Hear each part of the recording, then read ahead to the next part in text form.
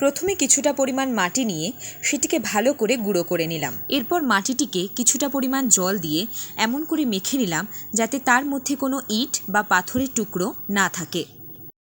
দলা পাকানো মাটি থেকে অল্প অল্প করে নিয়ে সেটিকে গোল পাকানো হলো। গোল পাকানো মাটিগুলিকে এবার হাতের সাহায্যে সুন্দর করে প্রদীপের আকার দেওয়া হলো। এইভাবে 3মুখী, 5মুখী এবং 1মুখী প্রদীপের আকার দিলাম।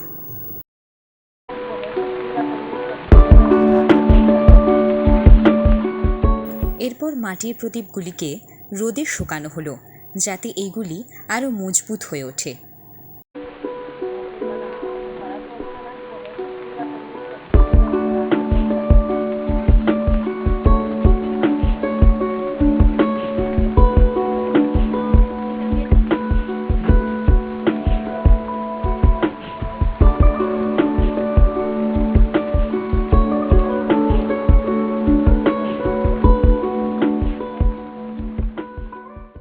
প্রদীপগুলি ভালো মতো মজবুত হয়ে গেলে শিরীষ কাগজ দিয়ে সেটিকে ভালো করে ঘষে ঘষে চারপাশটি মসৃণ করলাম।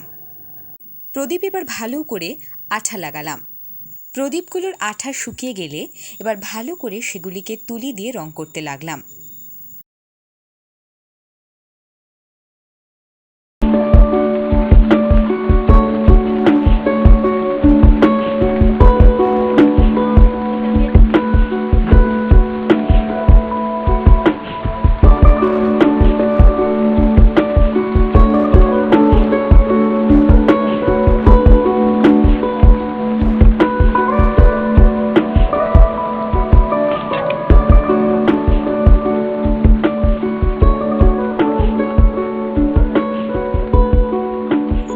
হয়ে গেল আমাদের দীপাবলির 14 প্রদীপ।